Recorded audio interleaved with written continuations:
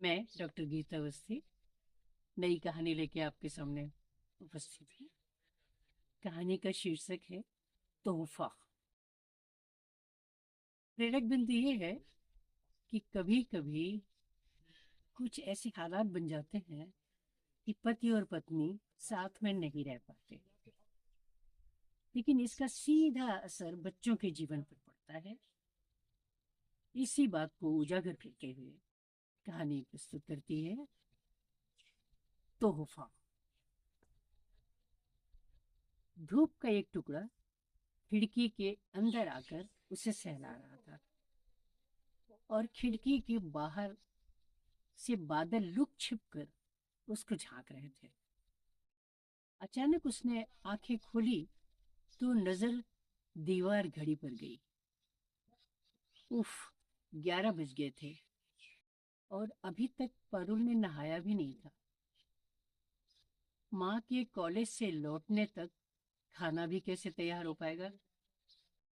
बहुत मुश्किल होगी। और फिर शाम की तैयारी भी करनी थी।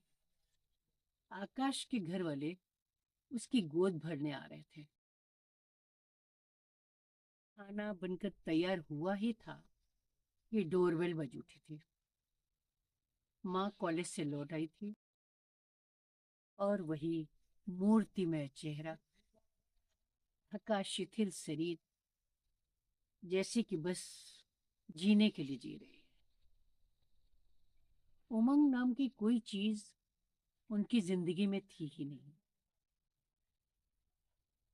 कभी कभी माँ के इस रूप को देखकर वो अंदर तक डर जाया करती थी। वैसे सच तो ये है कि अब उसको माँ का यही रूप देखने की आदत सी बन गई है। शाम को सब कुछ आशा के अनुकूल ही गुजरा था। आकाश की माँ बड़ी जिंदा दिल और बहुत ही प्यारी थी। पापा शांत व गंभीर दिखे थे। आकाश अकेले बेटे होने के कारण कुछ ज्यादा ही लाडले थे। बार बार अपनी माँ के कंधे से झूल रहे थे और माँ उनका सिर बड़े लाड़ से सहला देती थी। वैसे कुल मिलाकर आकाश का व्यक्तित्व काफी आकर्षक था। उसने तो बस दबी छुपी निगाहों से आकाश को देखा था। पसंद तो तभी कर लिया था जब इंद्रजीत मामा ने उसकी फोटो दिखाई थी। इंद्रजीत मामा उससे सगे तो नहीं थे, परंतु सगे मामा जैसे ही थे। सबसे अच्छी बात तो ये थी कि वे पारुल के अच्छे दोस्त भी थे। पारुल कभी माँ से खुलकर बात नहीं कर पाती थी। जो कुछ कहना होता था इंदर मामा से ही कहलवाती थी। शादी की बात भी उसने इंदर मामा से ही की थी। वो चौक सी पड़ी थी।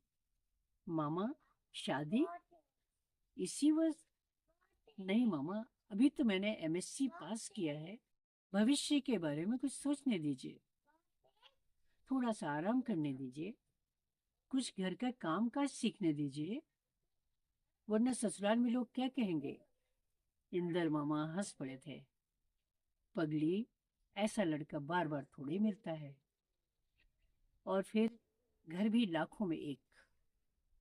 ससुर चीफ सेक्रेटरी हैं, आकाश डिप्टी कलेक्टर है, अकेला बेटा है। रानी बनकर राज करेगी। और फिर दिव्या दीदी की तबीयत भी ठीक नहीं रहती है, इसलिए भी तो शादी के लिए जल्दी कह रही हैं। और उसे एक मौका मिला था कुछ कहने का। वो बोली थी, मामा, कैसी किस्मत लेकर आई हूँ। यहाँ भी अकेली फिरती रहती हूँ पूरे घर में, और वहां भी यही रहेगा। बचपन की शरारतें, शोखियां, चुलबुलापन तो मेरे जीवन में कभी आया ही नहीं। मैं तो पैदा ही दादी बनकर हुई थी। माँ को हमेशा चलती फिरती प्रस्तर मूर्ति की तरह देखा है,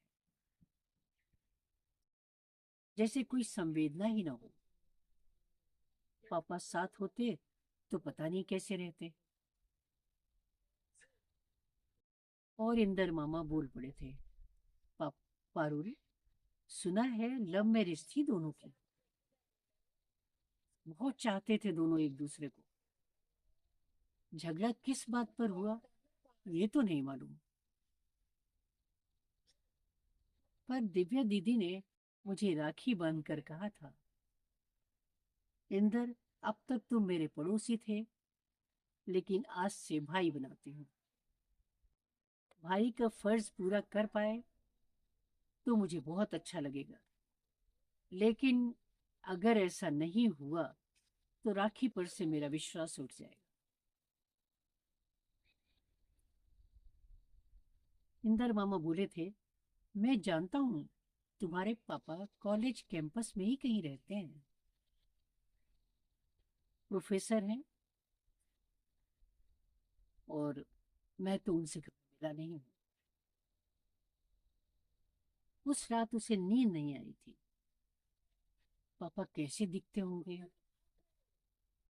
उसने तो बचपन में उन्हें कब देखा था उसे याद भी नहीं।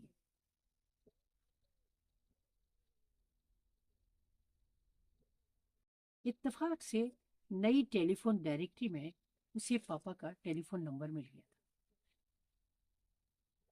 लिखा था दीपेश मिश्रा। वो अंदर तक सिक गई।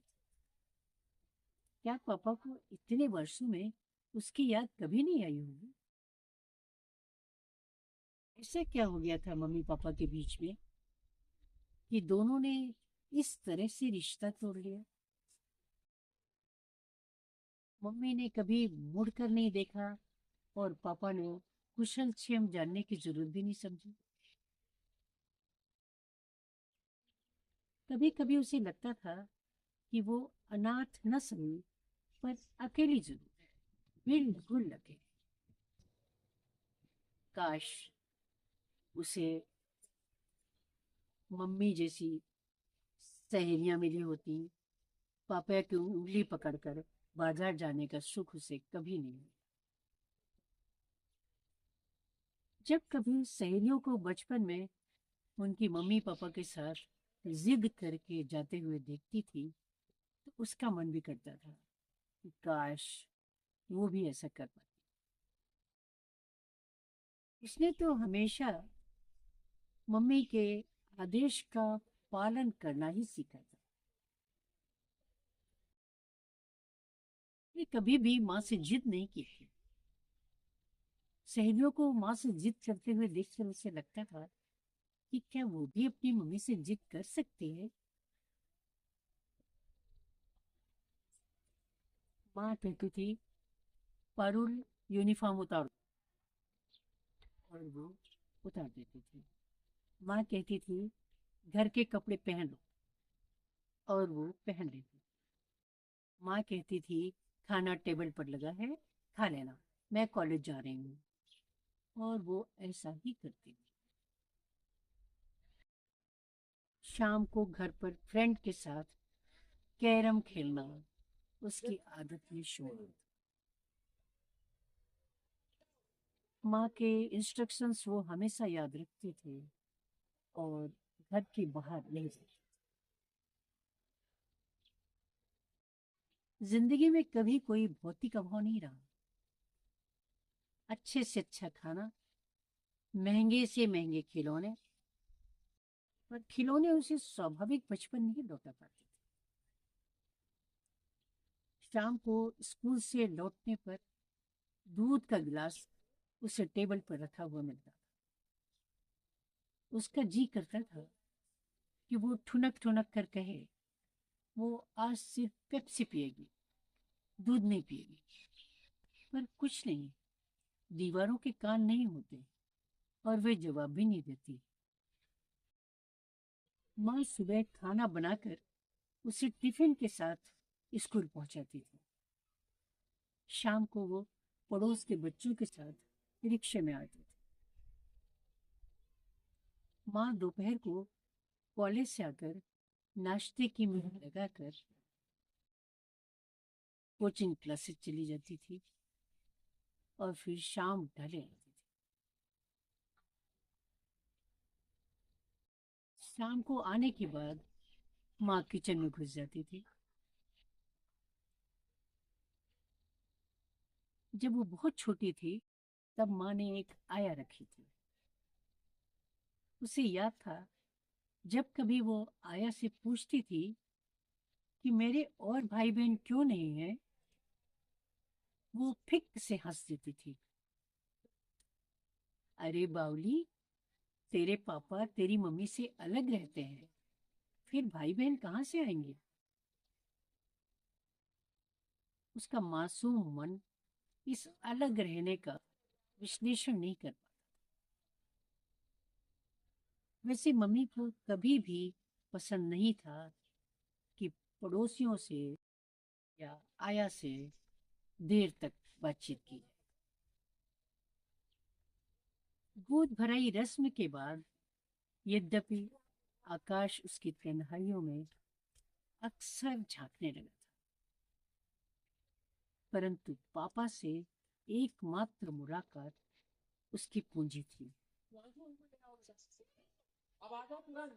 मम्मी को कभी भी उसकी इस पूंजी के बारे में पता नहीं चला।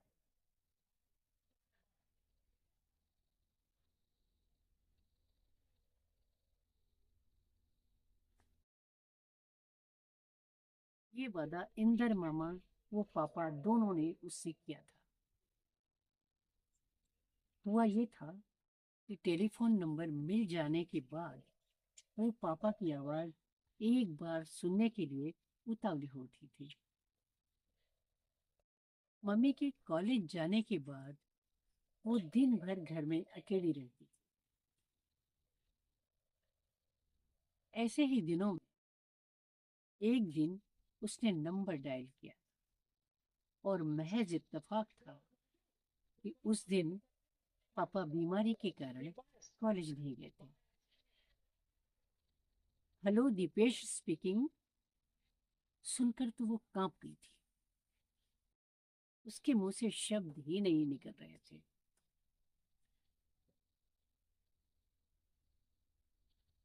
और उधर पापा हेलो हेलो कहे चले जा रहे थे। बड़ी मुश्किल से उसने कहा था, पापा मैं पारू हूँ। कौन पारू? मेरी पारू गुड़िया? तुझे आज पापा कैसे याद आ गया बेटा? और पापा की आवाज रुंध गई थी। फिर तो बस वो एक मुखर बच्ची बन गई थी और पापा से मुलाकात का दिन वो जगह भी तय कर दी थी। तो इतना बड़ा कदम अकेले उठाने का उसमें साहस नहीं था। अतः इंदर मामा को विश्वास ने लिया था। वे लोग जू में मिले थे। पापा से पापा कितने गंभीर, कितने सुलझे हुए लग रहे थे। प्यार उनकी आंखों से झलका पड़ता था। जाने क्या क्या खरीद लाए थे। गुड़िया, ये खाकर देख, अच्छा लगेगा। बंदर को मूंगफली खिलाएगी? देख कैसे देख रहा है। कुछ पल के लिए वो छोटी बच्ची बन गई थी। ऐसा लग रहा था समय अगर 20 वर्ष पीछे लौट सकता तो वो पापा की गोद में जरूर बैठ जाती।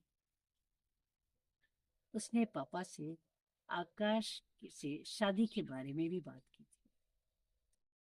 पापा ने बड़ी गंभीरता से कहा था, पारो, तुम्हारी मम्मी सागर से तुम्हारे लिए मोती निकाल कर लाई होगी। तुम हाँ कह दो। चलते समय पापा ने एक प्यारी सी अंगूठी उसे पहना दी थी।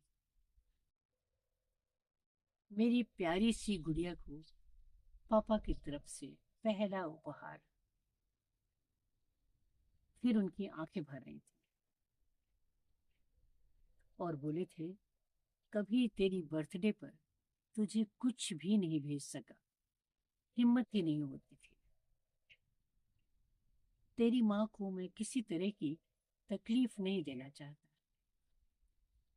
भले ही वो दुखी है और मेरे कारण दुखी है। इस वजह से उसको तकलीफ को ज्यादा बढ़ाना नहीं चाहता।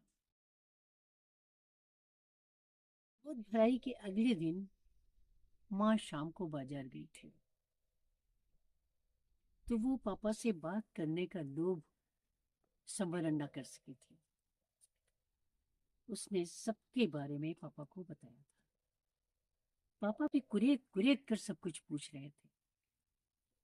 अंत में उसने पूछा था, पापा हम साथ नहीं रह सकते?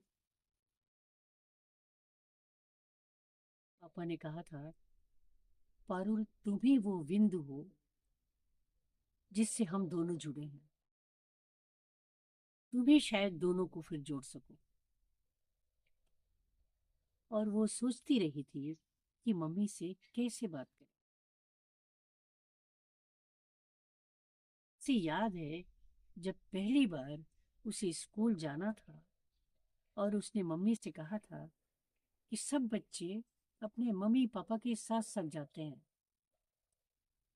फिर मेरे पापा मेरे साथ क्यों नहीं जा सकते?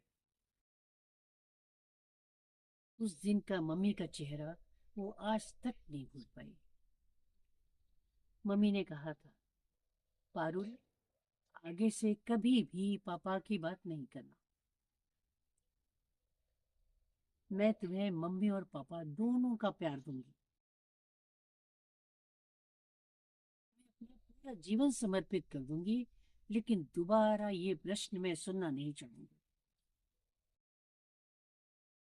सचमुच मम्मी ने कभी भी अपने जीवन को जीवन की तरह नहीं जिया। उसके लिए रुपया कमाने में उन्होंने अपने पूरे शरीर को घुला डाला। कभी भी स्वास्थ्य की परवाह नहीं की। उसकी हर इच्छा पूरी की। अच्छा खाना, अच्छा पहनना, महंगी शिक्षा, सब कुछ उसके लिए किया गया। परंतु इन सब में इतना वक्त निकल गया कि शायद मम्मी को पारुल का बचपन संवारने का मौका ही नहीं मिला। अपने दिल का वो कोना वो आज भी खाली महसूस करती। इसीलिए शायद बच्चे मम्मी और पापा दोनों का प्यार चाहते हैं, ताकि हर पल प्यार से भरा रहे। कभी माँ का प्यार तो कभी पापा का प्यार। रात देर तक वो इसी उधेड़-बुन में लगी रही थी कि कैसे वो मम्मी पापा को जोड़ सकती है। उसके जाने के बाद मम्मी तो बिल्कुल अकेली हो जाएगी। न वक्त पर खाना खाएगी, न सोएगी, न दवा ले पाएगी। कैसे रहेगी मम्मी? कितनी बीमारियों ने घेर रखा है। डायबिटीज, ब्लड प्रेशर, सभी तो है।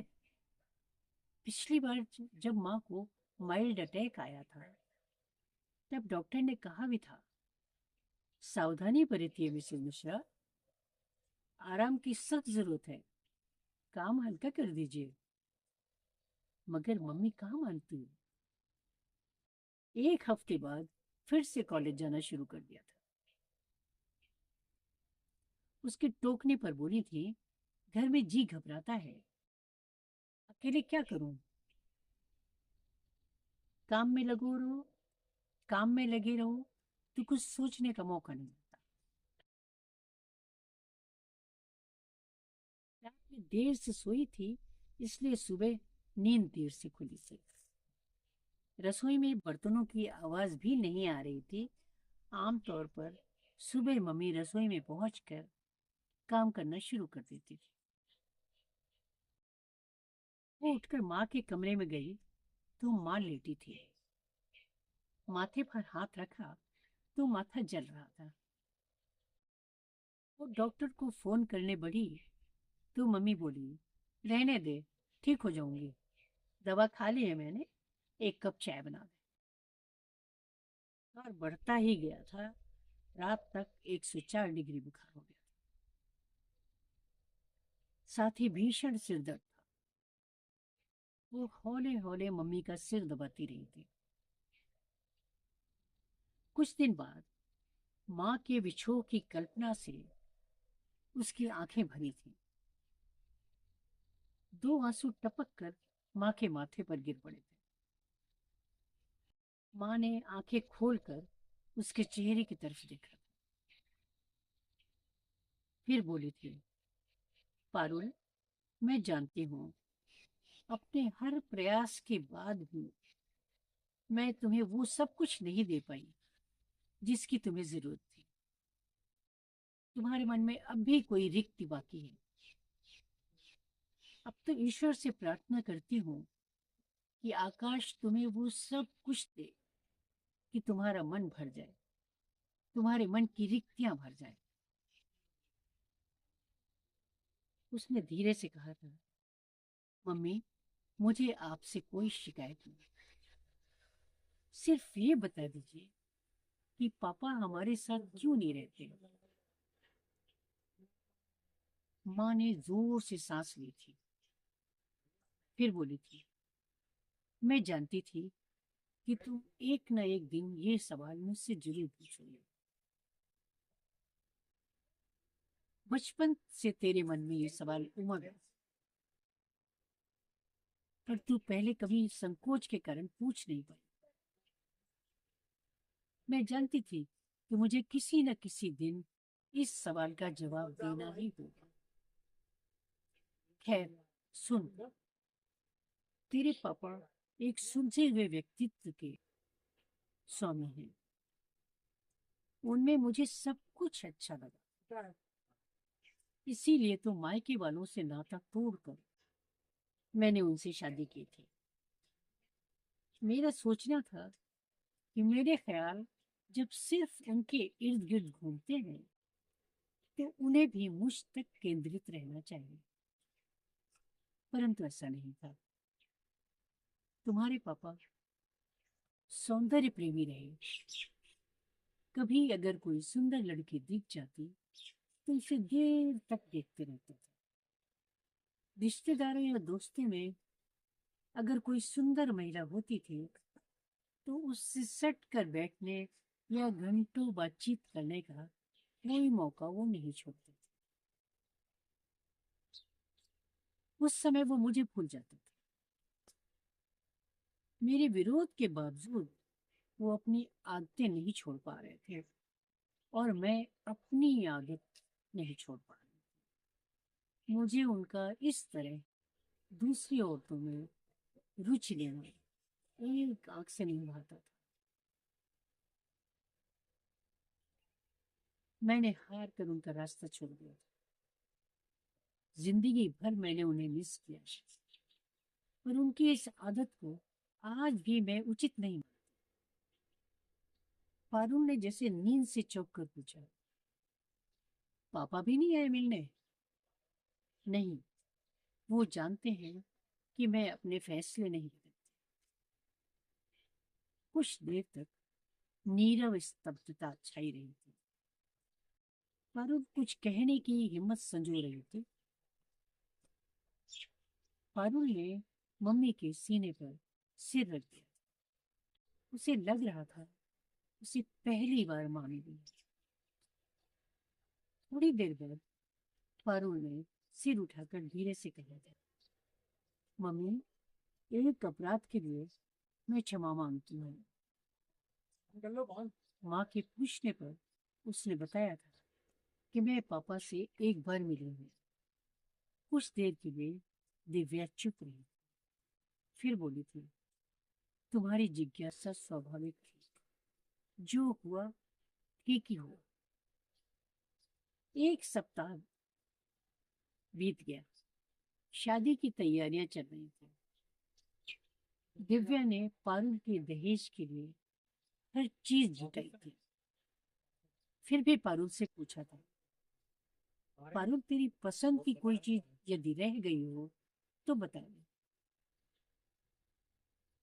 पारुल ने मम्मी के चेहरे के बाद पारुल ने मम्मी के चेहरे की ओर एक बार देखा था और नजर झुका ली, जैसे कह रही हो कि मुझे क्या पसंद है ये आप अच्छी तरह जानती हैं।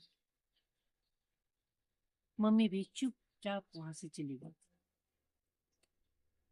शादी के समय कन्यादान कौन करेगा, इस बात पर बहस छिड़ी थी। मम्मी चुपचाप सब सुनती रही थी। शादी का दिन भी आ गया था। दिन भर गहमा गहमी रही। सहेलियों का जमघट, इंदर मामा की बदहवासी, मम्मी के कॉलेज के लोग, सब अपने अपने ढंग से व्यस्त थे।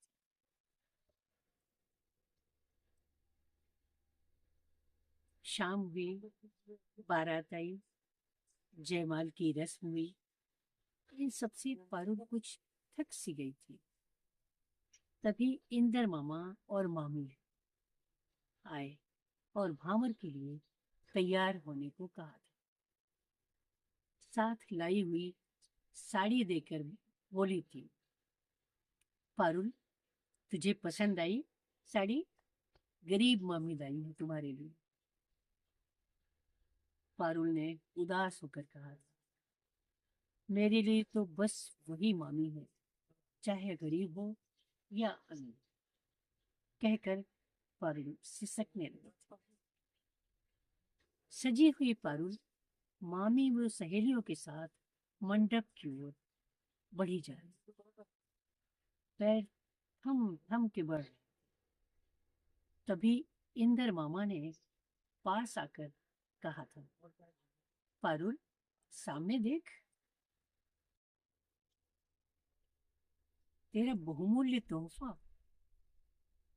पारुल को यकीन नहीं हो रहा था। सामने स्तूप में पापा खड़े थे। पास ही सजी संवरी मम्मी खड़ी मुस्कुरा रही थी। पारुल दौड़ कर मम्मी से लिपट गई। मम्मी, आपने मेरा बचपन मुझे लौटा दिया। मैं बहुत खुश हूँ। इस तोहफे ने मेरी जिंदगी को भर दिया है, मेरा बचपन संवार दिया है। मैं सब कुछ भूल गई हूँ। आपने मुझे आज सब कुछ लौटा दिया है। पापा मुस्कुरा कर कह रहे थे, तेरी मम्मी ने फोन किया और मैं अपनी गुड़िया के पास खुद तोहफा बनकर चला आया। पारुल की भीगी आंखें मुस्कुरा रही थी।